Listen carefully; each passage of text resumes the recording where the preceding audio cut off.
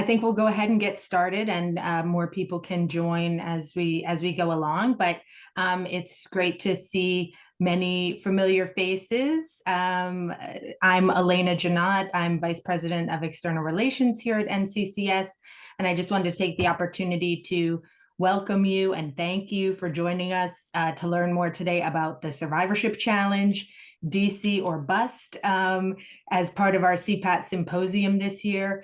And I really just wanted to explain a little bit about the Survivorship Challenge and why it's so important to us this year, and why we're so grateful to you for participating and wanting to learn more. As you all know, CPAT is one of the cornerstone programs that we have here at NCCS, and we're very proud of it. And for the past, since we've come off the pandemic, last year we were able to bring a lot of advocates to DC, and the majority of our attendees do come on scholarship.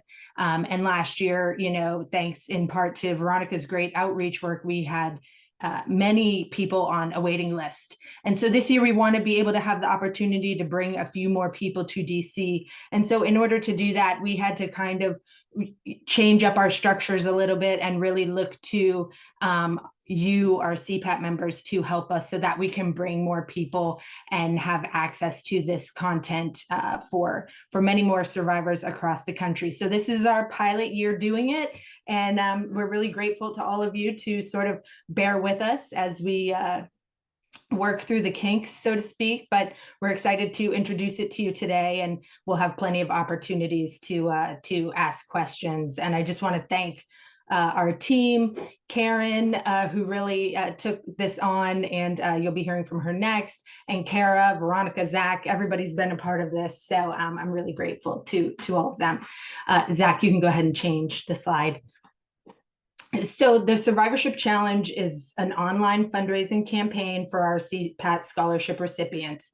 Our overall goal is $20,000, and each individual fundraiser, the minimum goal we're asking you to raise is $150, which will cover the portion of the hotel room that we're asking participants to pay this year. The actual hotel room is, around $300 per night, I think $250. So we're just asking for a portion of that per day. So that's the minimum goal, but sky's the limit. I think it really just depends on no amount is too small or too big to be a part of this fundraiser, but 150 is the minimum that we are asking you to raise if you participate in this.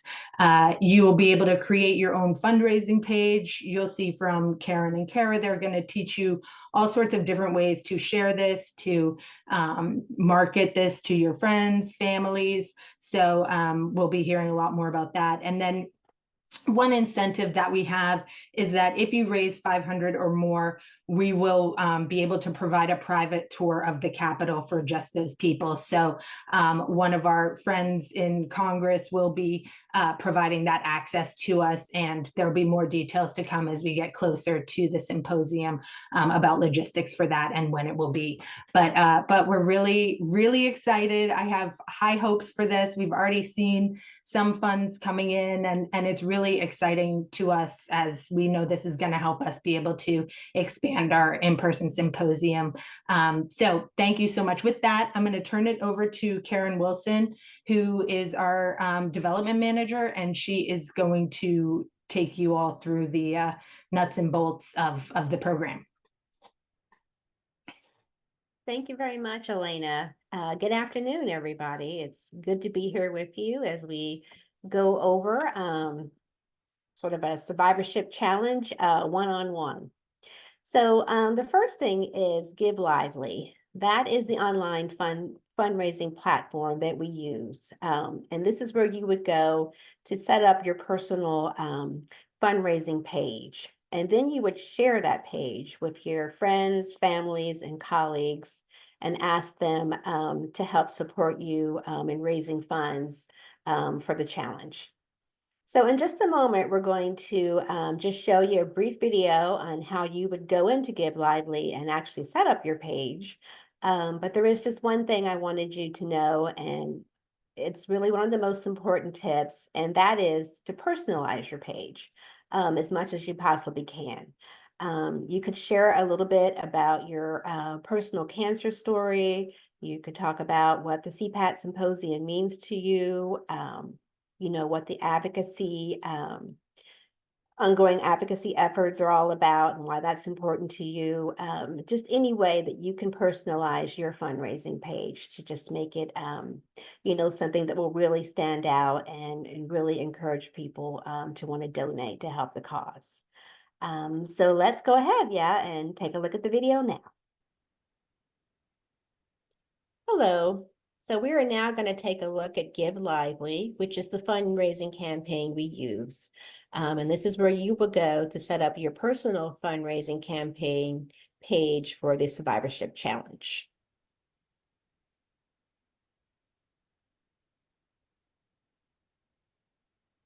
So this is the main page. And what you would do to get started is you will click on, let me close this mini screen here. You will click on, I want to fundraise for this.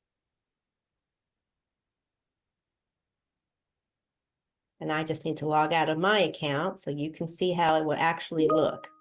So when you click on that button, I want to fundraise for this, it will take you to this page where you will create your own fundraising page. And the first thing you need to do is create an account. So you will enter in your name, your email address,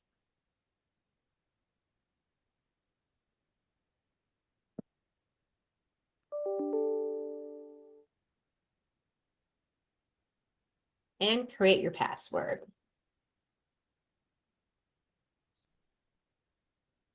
Try one I'll actually remember.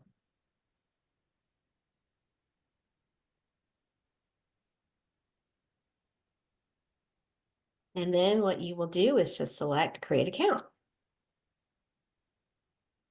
And what it's going to do is Give Lively is actually going to send you an introductory email that provides you with a lot of tips on setting up your page and sharing it via social media. But what we can just go ahead and do right now is say I have confirmed my email. And then Give Lively is going to ask that you log into your account. So let me go ahead and just enter in that email again. Okay, it popped up for me. That makes it easy.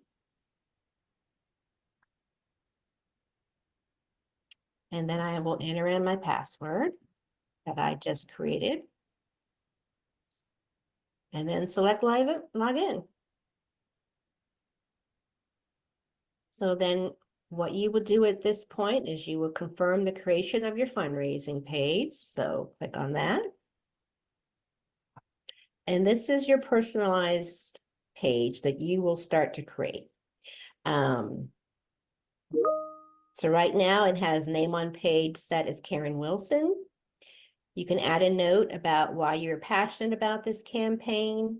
So this is where you would start to add your personal story about why you're raising money for NCCS and for CPAT and what this means to you. So you can add your personal story here. Your fundraising goal is automatically set to $150, which is the hotel expense cost for you.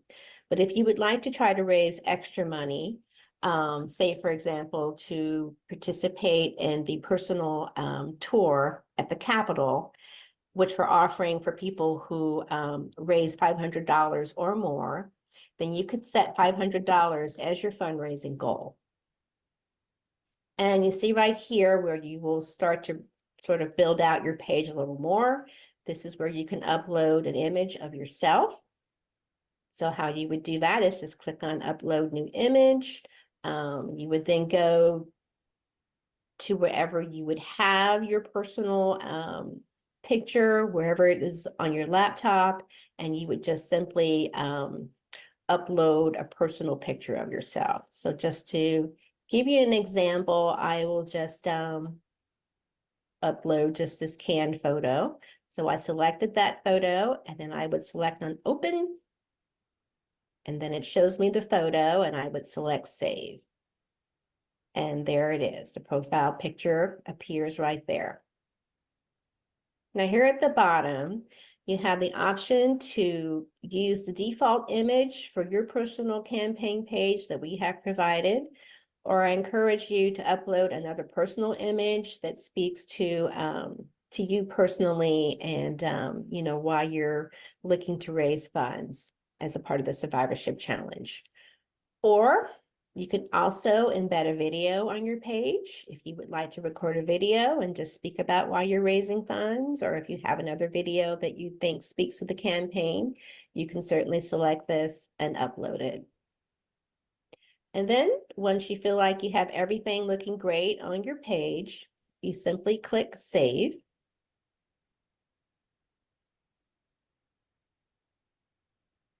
And then Give Lively will show you what your page looks like. So you're going to have your personal image up here at the top. It shows you what your fundraising goal is. Right now I'm at 0 of 500 because of course I haven't posted this, so no one knows to donate yet. And then it shows you the canned photo that we already have. If you had uploaded your own photo or a video, this is where it would appear. And then if you would like to share this page or copy the link, these are the two buttons here that you would select to do that. And you see at the bottom, it's also showing you other CPAT members who have already created their pages. And it's showing you also a link to your own personal page. And down here at the bottom, it just includes the text that I have on the main Survivorship Challenge campaign page. But your content, if you were to add a personal story, will appear above the picture. And if you like what you see, as I said, you can just go ahead and share this page to your social media sites, or you can copy the link and send it via email to your friends and supporters. And that's about it. One thing I would do, just so you can get to your page easily, is just do Control-D and maybe just save this page to your bookmarks. And also, if you need to edit the page, right here at the top is where you would do that, and you would just go back to the main edit page, and it will allow you to just make any changes that you, you know, would like to make.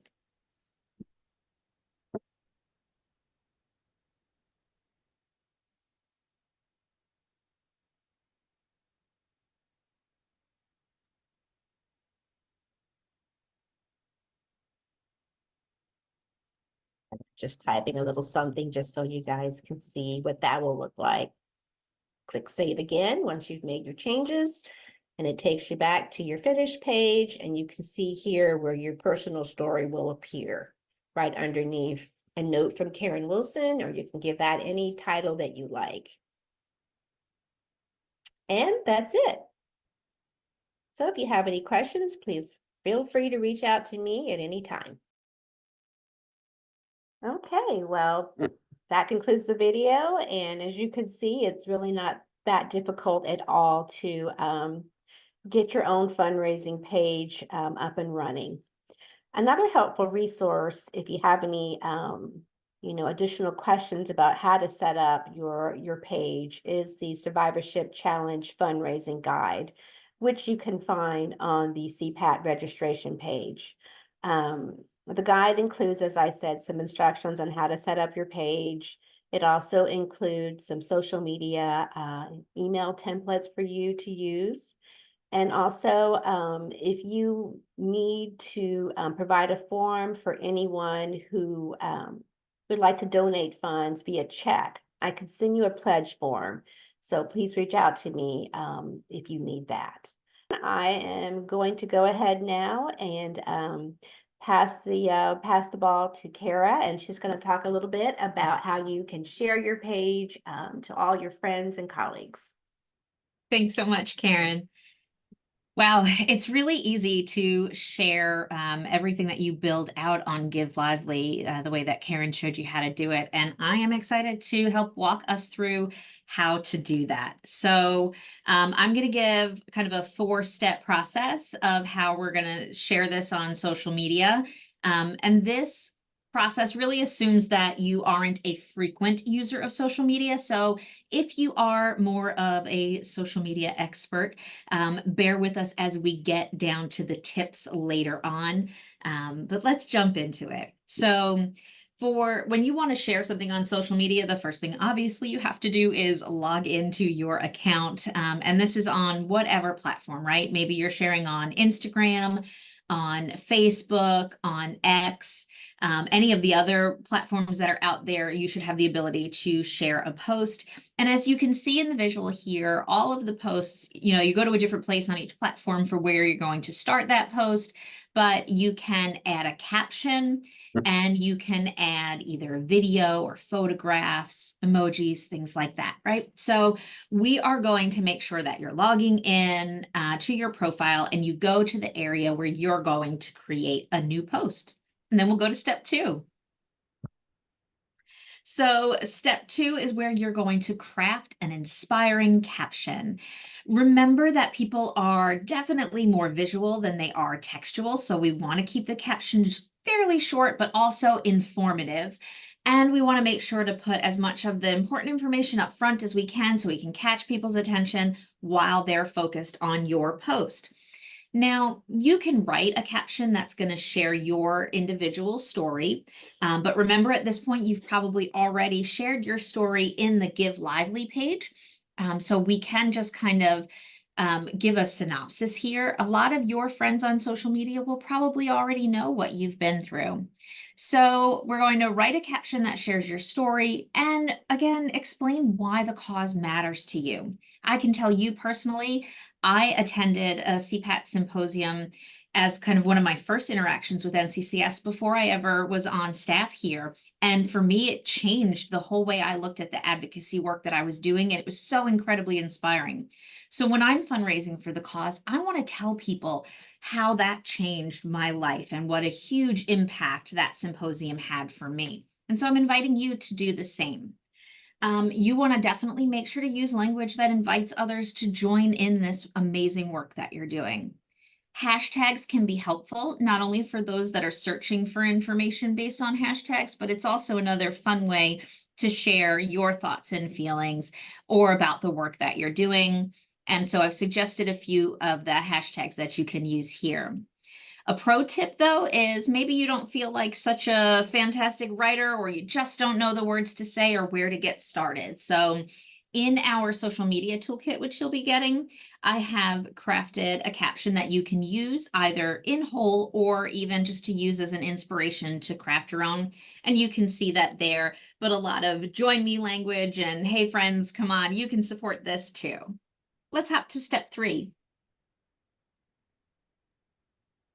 So for step 3, you want to make sure that you are sharing the link, right? This is called your call to action. You want people to support your individual fundraiser. So you want to make sure that when you're in Give Lively and you create your personal fundraising page, that you copy that URL of the personal fundraising page that you created. And if you aren't terribly familiar with online, I just wanted to make sure to point out that a URL is that HTTPS information that's across the top of web pages, and it's pointed out here in this graphic with the yellow arrow.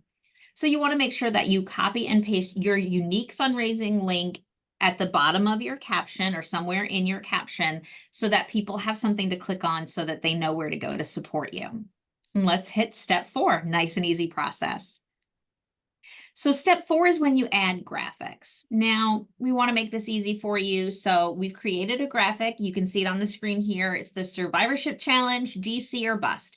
You can use that graphic as is and post that. But what I want to suggest to you is that you use the template for that graphic. Now, here's where we're getting in the weeds, so stick with me. Mhm. I've created a template for you to use where you can literally click on the link and then all you have to do is take a picture of you, maybe one of you doing your advocacy work, and you're going to drop it right into where that middle group picture is. In the template, there's no picture there. So you're just going to pop a picture of you in there, and it's nice and easy to do so. And then you just download the personalized version of this graphic. For those of you out there who already use various platforms to create graphics, this will be really, really simple. But as you sign on to use the template, it's, again, super simple. And we'll send out detailed instructions for how you do that.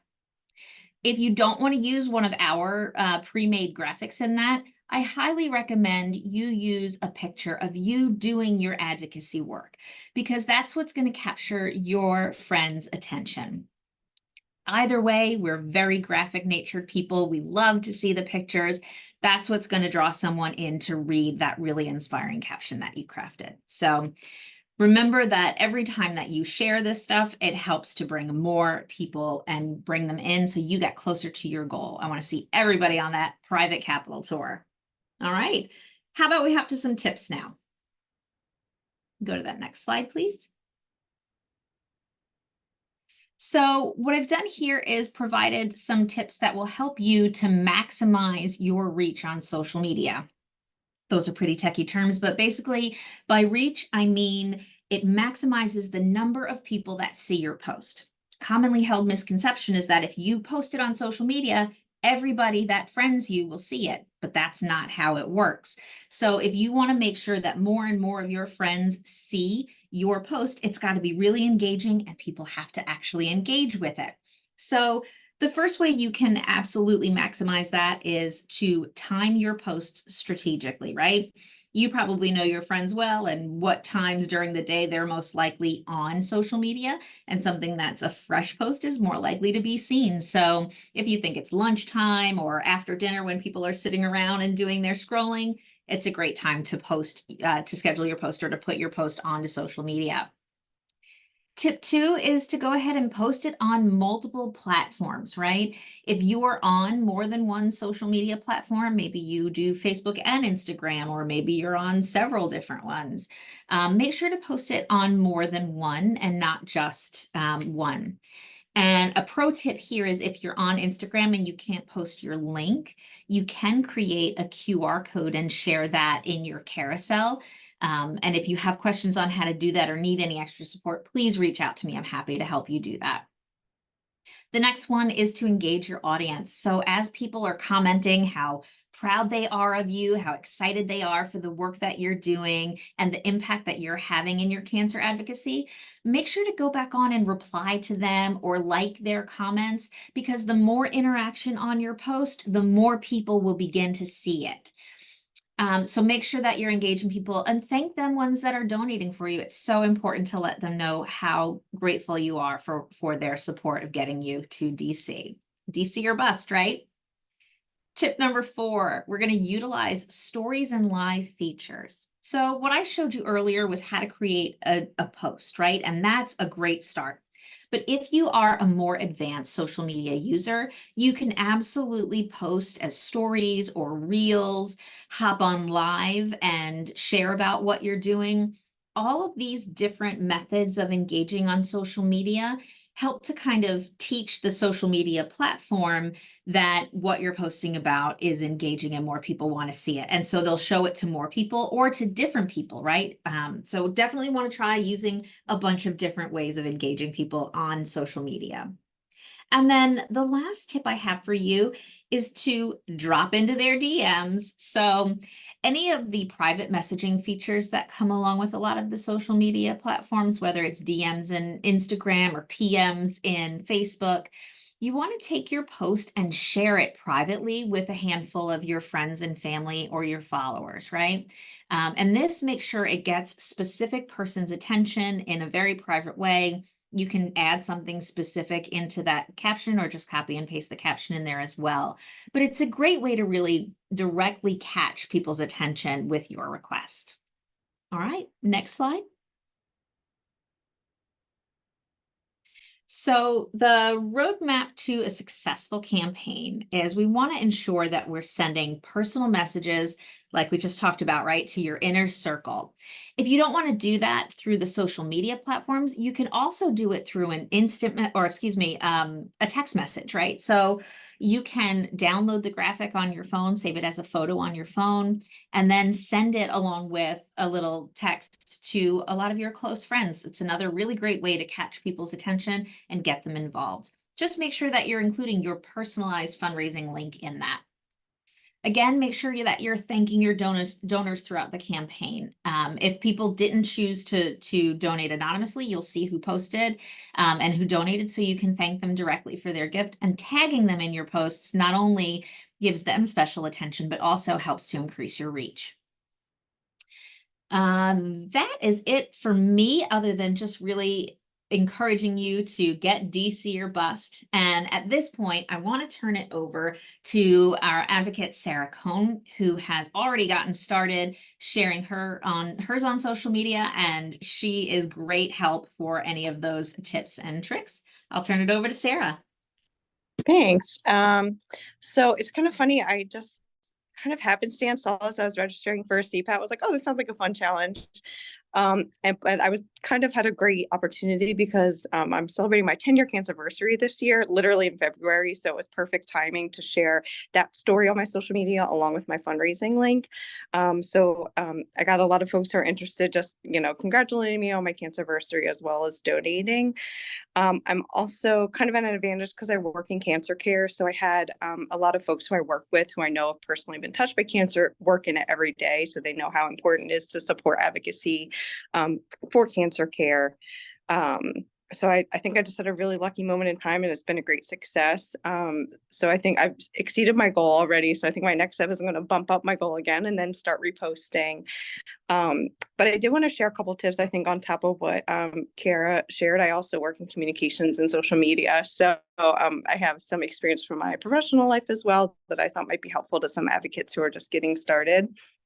So Kara said it, but I think the first thing is to share like what personally, this fundraiser and what NCCS and CPAT mean to you, because some of your colleagues and connections and friends might not know about NCCS. They might not know what we do and how special it is. And obviously you think it's special if you're here. So share that story and your connection to CPAT and NCCS and what it means to you. Like I said, I'm going to bump up my goal now that I've reached it because I've, as Kara said, thanked a lot of people, everybody who has donated to my fundraiser. And a couple people said, well, I just saw your goal and you were like close to your goal. So I really wanted to help you get over it. So now I'm going to bump that up and hopefully they can help me reach my goal again. But I think the higher that you make it, the more people feel compelled to help you reach that goal. So keep bumping that goal up. Kara mentioned a couple of social media platforms. One that I think helped me was LinkedIn, was somewhere I don't post a lot. I usually post on Instagram or Facebook more so than LinkedIn. But I think it's important to, spread your message across all social media that you can, because as we all know, a lot of people have been touched by cancer, and some might not share their story overtly, or you might not know that they've been touched by cancer, but it's something that resonates with them. So they'd be willing to donate, even if it's someone you don't talk to a ton or don't have a strong relationship that you talk to all the time, but they might be touched by your story and want to donate no matter what the platform is. And then another thing I wanted to mention, I guess the last thing is I mentioned that it was my 10-year cancer anniversary. So I think that was like a milestone, a moment in time that really was compelling to share my story and the link to NCCS and CPAT. But there are a lot that are coming up, even if it's not your own personal milestone. There's always awareness days. I think June is Cancer Survivor Month. So if you're, getting down to the wire right before CPAT, you can always keep posting and tying to Cancer Survivorship Month in June. So just along with like what Kara said, of finding times throughout the day, finding key times throughout the weeks and months leading up to CPAT to post might be beneficial. So that's all I got to share. Thank you so much, Sarah, and congratulations on your 10-year cancer anniversary. We appreciate you taking the time to join us today. And now we're just going to open it up. If you guys have any questions, please feel free to raise your hands and we will unmute you, or you can just type your question in the chat and we can repeat it out to everybody so everybody can hear it, and we'll do our best to answer it. I have a quick question. This is Woody Brockenborough. Will you be sending out subsequent emails with all of the links and this information so we can refer back to it? Yes, Woody, we will. We'll be sending you the fundraising guide. We'll send you the social media toolkit. I also, as I had mentioned, I have a pledge form that you can also use to give to people who would like to donate via check. So we'll make sure you get all that information. Okay, and if we have additional questions, is the best way to communicate with you by email or Yeah, phone? Okay. absolutely. I believe I put my email address in the fundraising guide, but of course, once you receive the email from me, then you'll have my email address. Okay, then my last question is, if I'm unable to attend and I've raised money, could that money be used to help other people? I believe so. Elena or Veronica, if you want to chime in. Yeah. Yeah, definitely. So anything you raise over your 150 would go to help everybody. It's basically going into, a big pot that will help cover all of CPAT scholarships. So if you are unable to attend, Woody, yes, we would just use all of your money to support other people's scholarships, because even, we're asking for 150 of the travel, but on average, it costs us around 1,500 to 2,000 per person to attend CPAT. So yes, anything you raise will definitely cover scholarships, and it's called our scholarship fund. So, and thank you, Woody, for considering it, even though you might not be here. Although we'd love to see you in DC. Yeah, I've never seen you guys in person, right? I know. Well, this is the Fun. year. Thanks, Woody. Okay, you're welcome. Thank you. Do we have any more questions? I couldn't unmute myself at first. This is Loretta. Hi, Hey, I Loretta. put a note in chat, and I don't know if you saw it, but I'm doing another social media fundraiser in my hometown, and it ends, I think, the second week in March. So I was wondering, how long was this challenge? Because I did post my page. I created my page for this challenge, and I went ahead and posted it to some of my people, but I had to put a hold on that because this other fundraiser opportunity came up for us. So I guess I was wondering, how long would we be able to do this particular fundraiser? I believe you can keep this fundraiser open, up until CPAC. So Okay, that should be no problem at all, Loretta. great, thank you. Sure. Yeah, there is a date, Loretta, just so you know, for the to get to the 150. And I can't recall what that is, but I believe it's sometime in late May. So and at that point, if say it was late May and your fundraiser hadn't raised 150, we would reach out to you and try to help you get beyond that point, or talk about other options for that piece of it.